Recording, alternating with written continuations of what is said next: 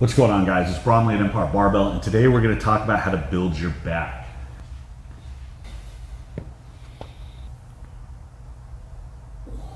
Now, everybody should know at this point how important the upper back is to performance and staying healthy. The upper back is greatly involved in stabilizing the shoulder joint, but also in stabilizing your spine. So anything you do where you're transferring force from the ground up through your body, it's going to require a ton of stability. And if you have a weak link in your upper back, it's going to be a weak link for everything.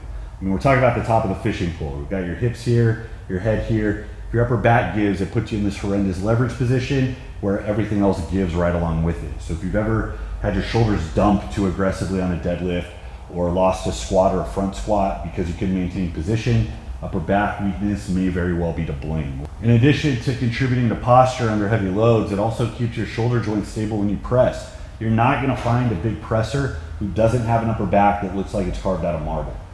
I mean, the bigger the disparity in strength between the shoulders, the front delt and the pecs, and the upper back, the more likelihood of injury and the less efficient your performance is going to be. So you're really never going to get to the point where you can really handle big loads because of that disparity. So you want to try to round that out as much as possible. A lot of guys sleep on it, and we're going to go over today how to prevent that from happening.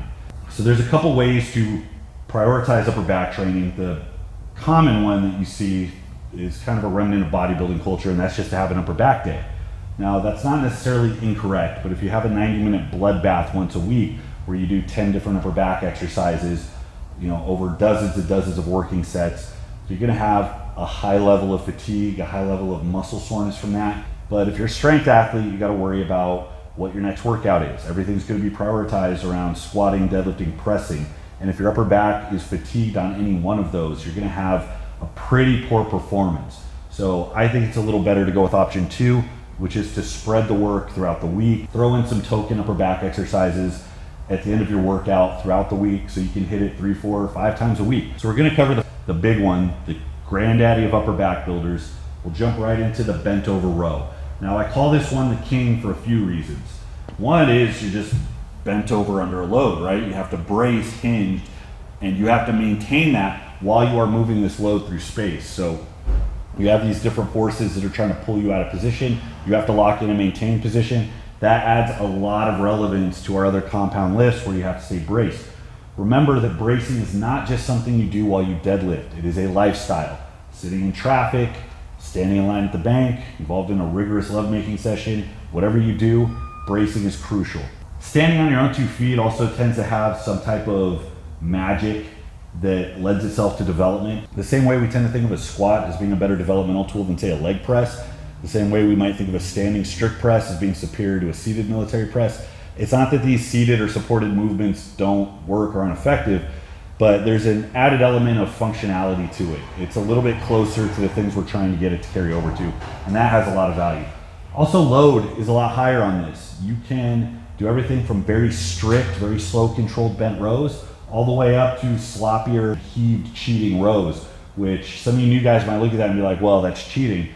But kind of mixing range with body English and with ever increasing loads is actually a very viable, very productive way to build your upper back. And that's going to be evident by a lot of the guys who have become famous for using these type of movements in their upper back development. We'll go over that in a minute.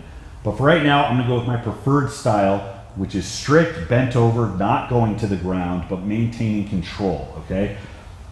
So I start out with feet about shoulder width apart. I'm braced. I want my back neutral. And I want to be as close to flat as possible, okay? I don't want the bar touching the ground, but I don't want to be at this 45-degree angle either. I want to be steeped over. So when I do that, I can feel my abs at the start. I brace, and I'm pulling, very controlled. Notice the bar is going to mid-shin, and I'm pulling up to about my belly button. Now when I do that, I'm going to be hitting more of the width of my back. Okay, when you're steeped up a little bit more, when you're at a higher angle, when the bar's at your knees and you're pulling into your belly button, that's going to involve your rear delts a bit more. It's going to hit your traps, rhomboids a bit more. But for general thickness, for general development, I like to bend over. I also like it because, again, bracing is harder when you're doing that. That also establishes a technical foundation. So if I want to start changing things down the road, it's a lot easier. So if, let's say, I want to switch to a pendlay row, I'll maintain that same position and I'll just return the bar to the ground.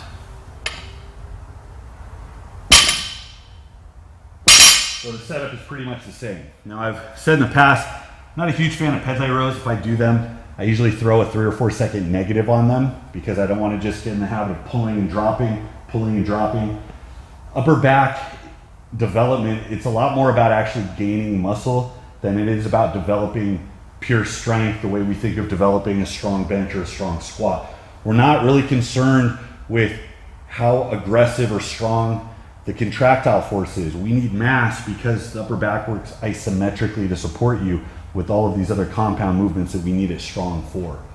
So one of the best things you can do for any exercise to contribute to growth is to, at the very least, involve, if not accentuate, the negative. So I like to do a controlled drop at the bottom, and I find that I get a lot more out of a lot less weight when I do that. I can also progress to something that's a little more sloppy.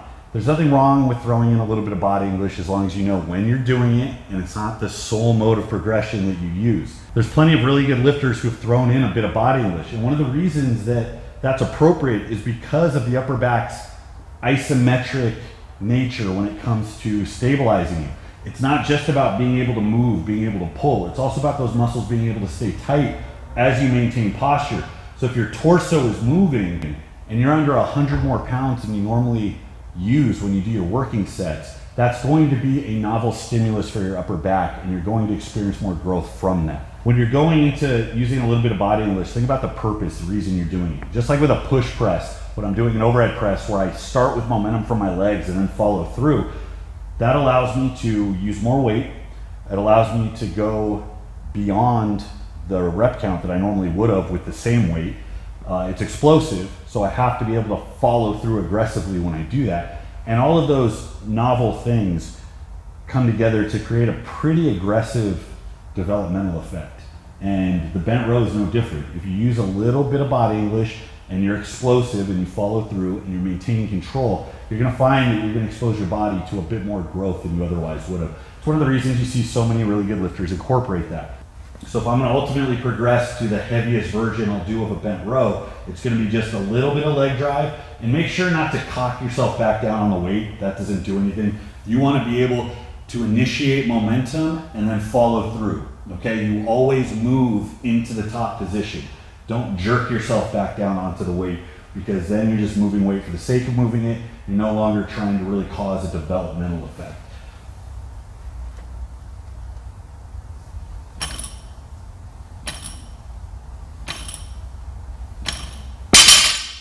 So notice with that, there's still technique involved. I'm not just throwing the weight around for the sake of moving it from point A to point B. I'm still finishing with a hard contraction. I'm still maintaining posture. I'm still braced, and I'm still going through a very sufficient range of motion. So that's a very good variation for developing your upper back, but I strongly recommend you get very, very comfortable with the strictest version first. I also recommend that most of your pulling be a non-pendlay variation. Again, it's not that pendlays are bad, but by having to control the descent and then change direction without resting the weight on the ground, you're gonna find that that has a little more of an aggressive fatiguing effect on the muscles of your upper back. You're also gonna find it's harder on your hands. To slow the weight down and then pull again, you're gonna find your hand, that's the point where your hand wants to break open. So it's really good kind of passive grip work to throw in. Whereas when you just pull and then drop the weight, you're really missing out on that point where you have to strain a lot harder to maintain control on the barbell. So this is the king, this is a granddaddy. This is where more bodybuilders, more powerlifters, more elite benchers and deadlifters have built the strength in their upper back than any other single exercise, okay? So don't sleep on your bent rows. I'll go heavy.